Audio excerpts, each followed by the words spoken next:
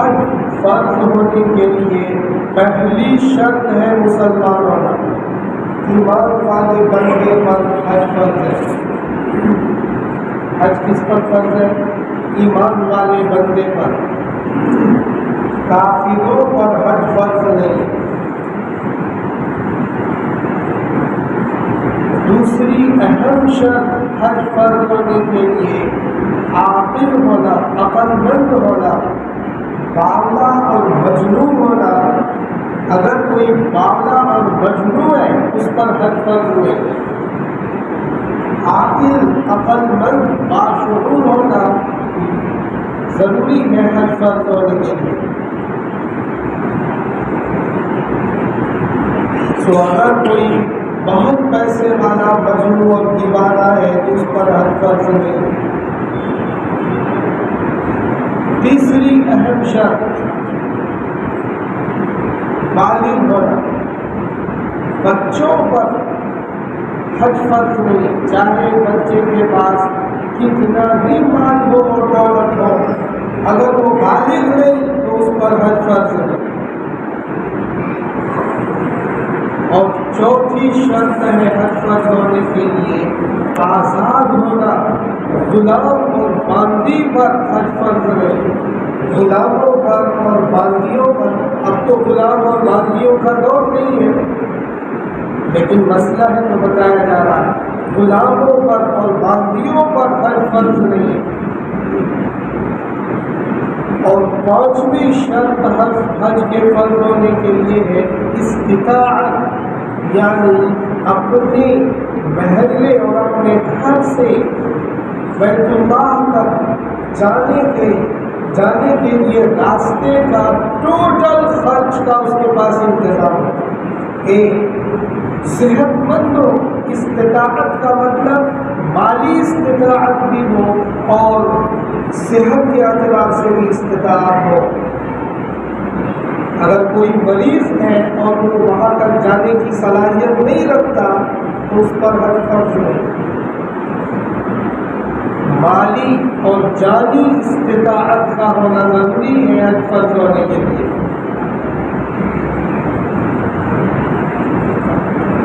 آیت کریمہ قرآن میں اللہ تعالیٰ نے نازل فرمایا وَلِلَّهِ عَلَى النَّاسِ حِجُّ الْبَيْتِ مَنِ اسْتَطَاعَ إِلَيْهِ سَبِيلًا. اور اللہ تعالیٰ کے لیے، اللہ تعالیٰ کے واسطے لوگوں پر حج ہے. اللہ کے واسطے لوگوں پر حج ہے. بیت اللہ کا حج کرنا ہے. من استطاع الیہ سبیلا، اس شخص پر جو وہاں تک جانے کے لیے راستے کے خرچ برداشت کرنے کی صلاحیت رکھتا ہو. ہر کسی پر حج فرض ہے. پہلے تو اللہ تعالیٰ نے ابھارا کہ اللہ کے لیے حج کرے لوگ. اب لوگوں میں سبھی لوگ آ گئے. ہر ایمان والا بندہ اس سے حج کا مطالبہ ہے. لیکن آگے آیت میں اسے ذرا ہلکا کر دیا گیا کہ وہی حج کرے جس کو اللہ نے استطاعت دے رکھی، قوت دے رکھی، صلاحیت دے رکھی ہے، وہی حج کرے گا. اسی پر حج فرض ہے. ہر کسی پر حج فرض نہیں.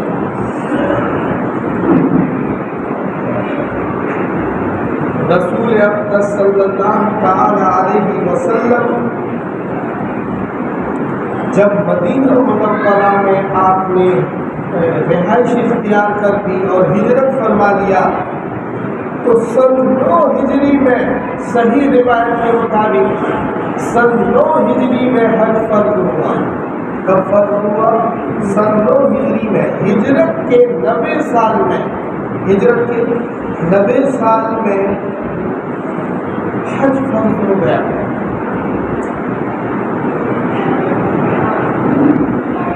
لیکن جس سال حج فرض ہوا اس سال اللہ کے رسول صلی اللہ علیہ وسلم نے حضرت ابوبکر رضی اللہ تعالیٰ عنہ کو اور چند صحابہ کی جماعت بنا کر حج ادا کرنے کے لیے مکہ بھیجا. اس سال آپ نے حج نہیں فرمایا، آپ نے سن 10 ہجری میں حج فرمایا۔ کتنی ہجری میں؟ سن 10 ہجری میں رسول اللہ صلی اللہ علیہ وسلم نے حج فرمایا۔ یہی آپ نے آخری حج فرمایا اسلام میں، اور پہلا بھی یہی ہے۔ دوسرے حج کا موقع ہی نہیں لگا، اس کے بعد آپ کا وصال ہو گیا۔ اسی حج پر آپ نے میدان عرفات میں ایک لمبی تقریر فرمائی جسے خطبہ حجۃ الوداع کہا جاتا ہے، اور اس تقریر میں تمام سیاسی اور سماجی قانون کو اللہ کے رسول نے فائنل فرما دیا۔ ایک اصول اور ایک رہنما ہدایتیں اور مختلف قوانین پر مشتمل اس بے مثال تقریر میں رسول اللہ صلی اللہ علیہ وسلم نے یہ فرمایا کہ یہ دین آپ کے لیے یعنی پوری امت کے لیے اب مکمل ہو گیا ہے، اب اس میں کوئی تبدیلی نہیں آئی، قیامت تک کے لیے اب یہ دین کلیئر اور فائنل ہو گیا۔ یہ اسی حج پر رسول اللہ صلی اللہ علیہ وسلم نے تقریر فرمائی۔ سن 9 ہجری میں حج فرض ہوا، پھر آپ نے صحابہ کو تعلیم دی اور صحابہ کی جماعت کو پہلے بھیجا، پھر آپ نے خود حج فرمایا۔ لیکن اعلان نبوت سے پہلے مکے میں حج کا رواج تھا۔ زمانہ جاہلیت میں اسلام کی آمد سے پہلے بھی خانہ کعبہ میں لوگ حج کے لیے جاتے تھے، پورا عرب وہاں جاتا تھا حج کے لیے۔ لیکن وہ حج کیسا ہوتا تھا؟ وہ حج دین ابراہیمی کے مطابق خرافات پر مشتمل، یعنی بعد میں شروع میں تو حضرت ابراہیم علیہ السلام نے جو حج فرمایا، اور ان کے بعد تقریباً 4000 انبیاءوں نے جو خانہ کعبہ کا حج فرمایا اور لوگوں نے ایمان والے بندوں نے حج فرمایا، وہ دین ابراہیمی کے مطابق حج تھا۔ لیکن جب عمرو بن لحی مکے کا ایک تاجر بزنس مین ملک شام پہنچا، تو ملک شام سے آج کل سیریا کہتے ہیں، اس ملک کے بازار میں ایک بازار تھا، بتوں کا بازار، مورتیوں کا بازار تھا۔ وہاں ایک خوبصورت سی مورتی عمرو بن لحی نے خریدی۔ لوگوں کو مورتی پوجا کرتے ہوئے شام میں انہوں نے جب دیکھا تو ایک خوبصورت سی مورتی خریدی، اور خرید کر چونکہ وہ بزنس مین تھا، مکے کا بڑا پیسے والا تھا، اس نے لا کر خانہ کعبہ میں وہ مورتی رکھی۔ یہاں سے کعبہ میں بت پرستی کی شروعات ہو گئی۔ اس سے پہلے مکے میں بت پرستی کا رواج نہیں تھا۔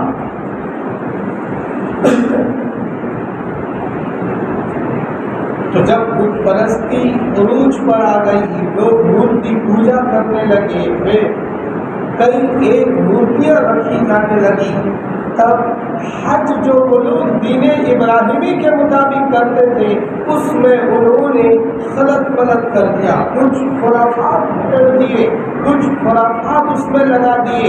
اس سے سارا دین ابراہیمی والا جو حج تھا وہ محرف ہو گیا،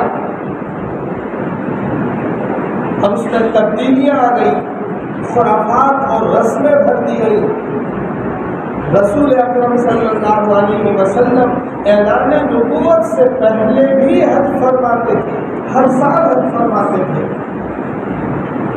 لیکن وہ کون سا والا حج تھا؟ دین ابراہیمی کے مطابق جو حج تھا وہ فرماتے تھے، اور جو اس میں خرافات اور رسمیں تھی، غلط چیزیں تھی، وہ رسول نہیں کرتے تھے، پہلے سے ہی آپ کا مزاج نہیں تھا۔ اعلان نبوت کے بعد چونکہ اولن ہی حج فرض نہیں ہوا، حج فرض ہوا 109 ہجری میں، تب آپ نے دین اسلامی کے مطابق اور جو دین رسول پر اترا اللہ کی طرف سے، اس دین کے مطابق ایکسپلین کر کے، وضاحت کر کے لوگوں کو مناسک حج سمجھایا اور فرمایا خذوا عنی مناسک الحج، مجھ سے حج کے ارکان کو سیکھو، حج کیسے کریں گے، حج کرنے کا کیا طریقہ ہوگا، کیسے اس کی شروعات ہوگی اور کیسے اس کا اختتام ہوگا، حج میں کیا کیا عبادتیں کرنی ہیں، یہ سارا رولز آپ نے صحابہ کو سکھایا۔ اور پھر حج فرض ہو کر امت کے سامنے، امت کے ان لوگوں پر حج فرض ہوا جو صاحب استطاعت ہے، جانی اور مالی استطاعت کو رکھتے ہیں، اس کی باڈی میں جان بھی ہے تو حج فرض ہے، اس کے پاس پیسہ بھی ہے تو زندگی میں ایسے انسان پر ایک بار حج فرض ہے۔ اپنے گھر کے اخراجات اور اپنی ضروریات، اپنے بیوی بچوں کی ضرورت، سفر کے دوران جتنے دن وہ رہے گا اتنے دنوں کا سارا انتظام کر کے گھر کے لیے، اگر اس کے پاس اتنا پیسہ بچ جاتا ہے کہ وہ حج بیت اللہ کر کے آ جائے گا تو ایسے شخص پر حج فرض ہے زندگی میں ایک بار۔ اب اگر کوئی چاہے کہ ہر سال میں حج کروں تو ایک تو ہر سال نمبر نہیں آتا، ایک بڑی بھیڑ ہونے لگی حج پر، لیکن پھر بھی اگر نمبر آ جائے اور وہ ہر سال حج کرنا چاہے تو آپ کو اجازت ہے، آپ ہر سال حج کرو، منع نہیں ہے۔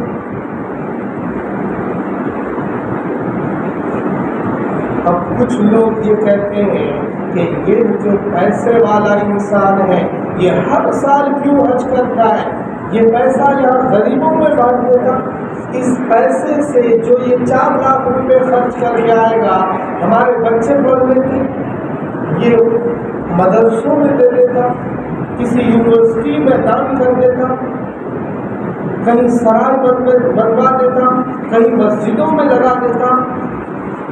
یہ عقل کی باتیں کچھ لوگ مشورے دیتے ہیں کہ ہر سال اس پیسے والے کو حج کرنے کی کیا ضرورت ہے، پیسہ تو ضائع کر رہا ہے، ایک ہی تو فرض ہے اس پر، ایک کر چکا تو ہر سال کرنے کی کیا ضرورت ہے، یہ پیسے کہیں اور استعمال کریں۔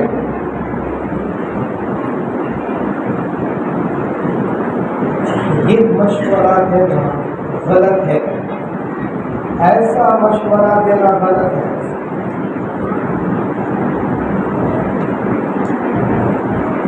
رسول اکرم صلی اللہ تعالی علیہ وسلم اور رب الجلال اللہ تعالی کی طرف سے ایک حج فرض ہے، لیکن آپ کو یہ نہیں کہا جاتا کہ اب اگلا نفلی حج اب آپ مت کرو۔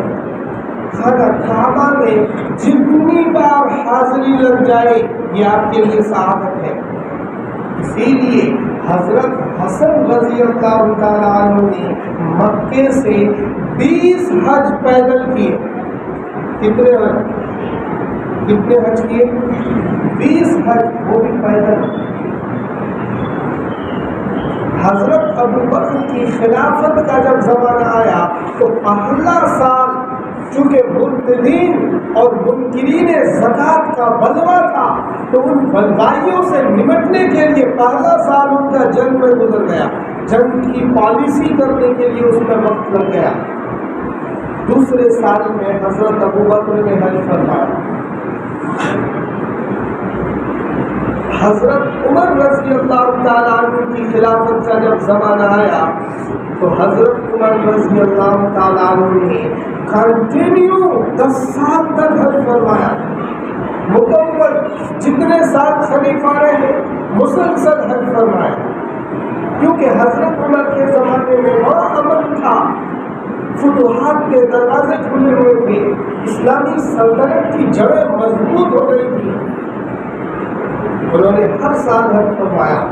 جب تیسرے خلیفہ حضرت عثمان غنی رضی اللہ تعالیٰ عنہ کا نمبر آیا تو انہوں نے 11 سال کا انہیں وقت ملا۔ لاسٹ سال جس میں ان کے ساتھ بلوائیوں نے ان کو شہید کیا اور بلوائیوں سے نمٹنا مشکل ہو رہا تھا، اس وقت اس سال میں انہوں نے حج نہیں کیا، باقی کنٹینیو انہوں نے بھی حج کروایا۔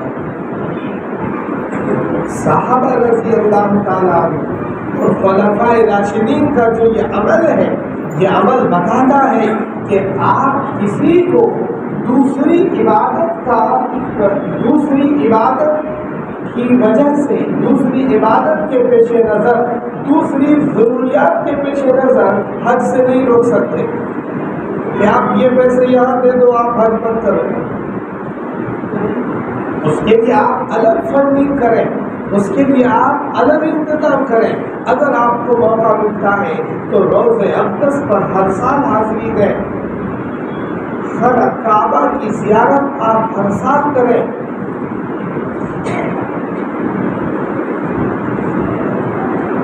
صحابہ رضی اللہ تعالیٰ عنہ کا جو یہ عمل میں نے بتایا، یہ اسی لیے بتایا کہ آپ کسی دوسری عبادت کے پیش نظر حج کو ہلکا نہیں کر سکتے۔ اب کئی ایک حج کی باتیں تو چھوڑو، یہاں پہ ایک بھی نہیں کر رہا کوئی۔ کئی ایک حج کی باتیں تو بات کی ہے، یہاں پہ ایک بھی نہیں کر پا رہے لوگ۔ کتنے لوگوں کے پاس پیسے ہیں، انتظامات ہیں، وہ سوچتے ہیں ابھی تو میں ینگ ہوں، ابھی تو میری عمر 40 سال ہی ہوئی ہے، ابھی کیوں کروں گا؟ جب 60 سال کا ہو جاؤں گا تب حج کروں گا۔ یہ انڈین ایمان والوں کی سوچ ہے، ہر ملک میں یہ سوچ نہیں ہے۔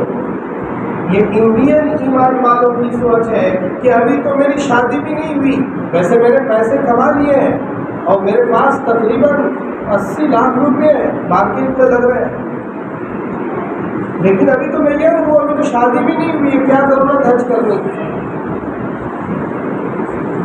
اب کئی لوگ سوچتے ہیں کہ میری بیٹی ابھی 8-6 سال کی ہے، پہلے اس کی شادی تو کرا لوں پھر حج کر کے آؤں گا۔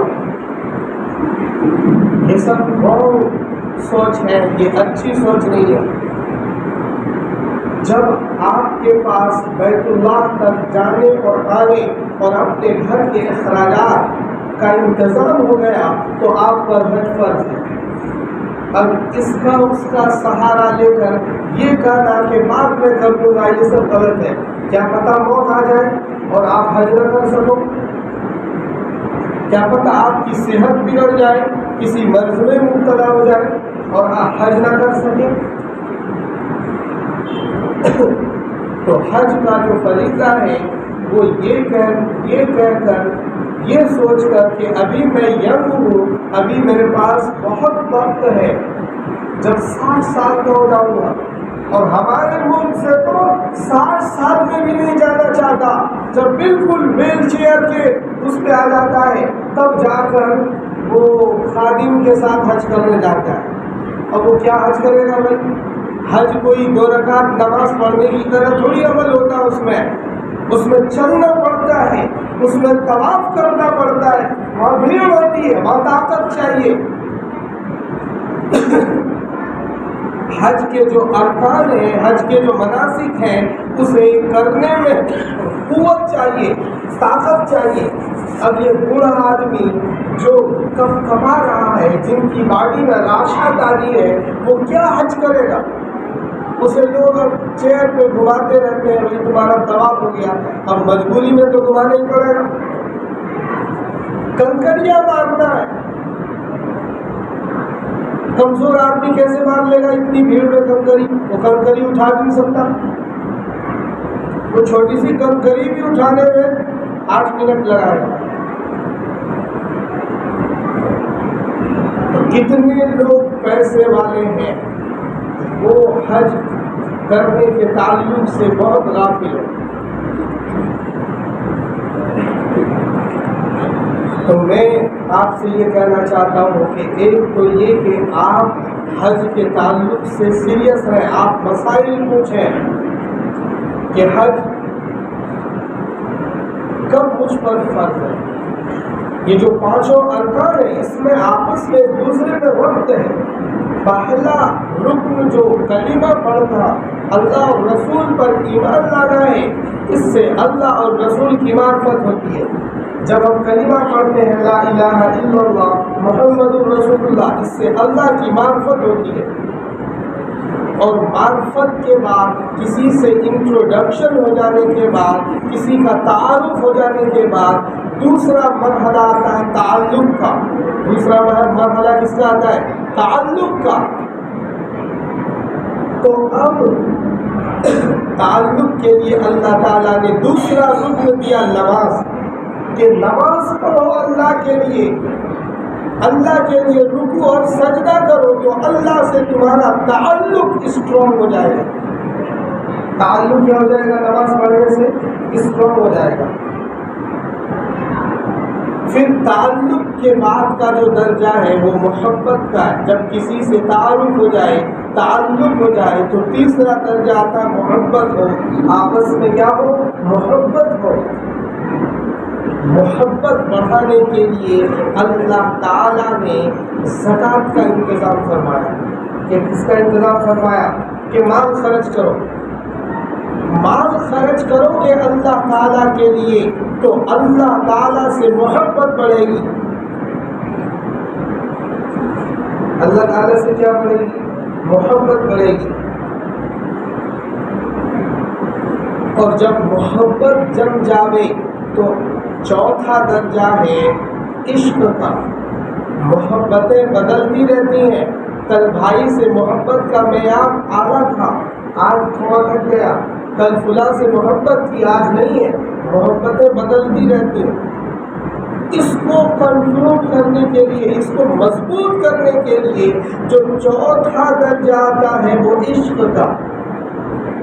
جب عشق ہو جاتا ہے تو وہ اتنا مضبوط ہو جاتا ہے، اتنا مضبوط ہو جاتا ہے کہ وہ پھر چلتا ہے، پھر وہ اسی کی یاد میں 24 گھنٹے گزارتا ہے، اس پر دیوانگی چھا جاتی ہے، اس پر جنون آ جاتا ہے۔ ایسے ہی جب ہم اللہ تعالیٰ نے چوتھے نمبر پر جو رکن رکھا وہ روزے کو رکھا۔ جب بھوکے پیاسے ہم اللہ کے لیے روزے رکھیں گے تو یہ جو محبت تھی زکوٰۃ دینے تک، یہ محبت عشق میں تبدیل ہو جاتی ہے۔ اس میں تبدیل ہو جاتی ہے، عشق میں تبدیل ہو جاتی ہے۔ اب اللہ جب وہ روزے رکھے گا تو اللہ تعالیٰ کے لیے ایک جنون کی حد تک اسے عشق اور اسی کی یاد میں وہ ہر وقت رہے گا۔ آپ دیکھتے نہیں جب روزہ رکھتے ہو تو ہر وقت اللہ کا استحضار رہتا ہے۔ کوئی کچھ غلط ہونے لگے تو فوراً میرا تو روزہ ہے، میرا تو کیا ہے؟ روزہ ہے۔ اللہ کا استحضار بڑھ جاتا ہے۔ اور جب عشق مضبوط ہو جائے تو پھر پانچواں درجہ ہے وصال کا، عاشق اور معشوق کے بیچ ملاقات کا۔ اب جب اللہ سے عشق اتنا بڑھ گیا تو اب اللہ سے ملاقات کا وقت آ گیا۔ اب اللہ سے ملاقات کے لیے خانہ کعبہ جاتے ہیں۔ ایسا تھوڑی خانہ کعبہ میں اللہ دکھ رہا آپ جا کے دیکھ کے آتا ہوں۔ اللہ کا وہ پرسنل، تمام انبیاء وہاں پہنچے ہیں، وہ اللہ کا وہ خاص گھر ہے، وہ خاص گھر ہے جہاں اللہ تعالیٰ کی 24 گھنٹے رحمتوں کا نزول ہوتا ہے، برکتوں کا نزول ہوتا ہے۔ سینکڑوں ہزاروں لوگ ہر وقت اس کا طواف کرتے ہیں۔ وہاں جا کر اللہ سے مانگنے پر اللہ آپ کی طرف متوجہ ہوتے ہیں۔ تو یہ کہا گیا کہ اب چونکہ عشق میں جنون چڑھ چکا ہے، اب اللہ سے جا کر ملو، خانہ کعبہ جاؤ، خانہ کعبہ جا کر طواف کرو، کعبے کی زیارت کرو، کعبے کی زیارت کرو۔ یہ ایک ترتیب ہے، پہلے تعارف، پھر تعارف کے بعد تعلق، تعلق کے بعد محبت، محبت کے بعد عشق، اور عشق کے بعد وصال، یہ پانچوں ارکان کی جو ترتیب ہے، اس ترتیب میں یہ حکمت ہے۔ اس لیے میرے بھائیوں، ایک بار یہ کی فیصلہ کرو، اپنے دل سے نیت کرو کہ میں ضرور، اللہ تعالیٰ نے اگر مجھے استطاعت دی تو میں حج بیت اللہ کے سفر پر جاؤں گا، اللہ تعالیٰ کے لیے سفر کروں گا، اور بیت اللہ کو دیکھ کر میں ضرور آؤں گا، اللہ کے پاس جاؤں گا اور خانہ کعبہ میں نمازیں پڑھوں گا، خانہ کعبہ کی زیارت کروں گا، روضہ اقدس پر جا کر رسول کو سلام پیش کروں گا، رسول میرے سلام کا جواب دیں گے۔ یہ ایمان والے کی ایمانی حمیت اور اس کی غیرت ہونی چاہیے۔ کریں گے بھی ساتھی نیت انشاءاللہ العزیز۔ اللہ تعالیٰ ہمیں اور آپ کو اپنی طرف سے فضل و عنایت فرما کر خانہ کعبہ تک جانے کی توفیق نصیب فرمائے۔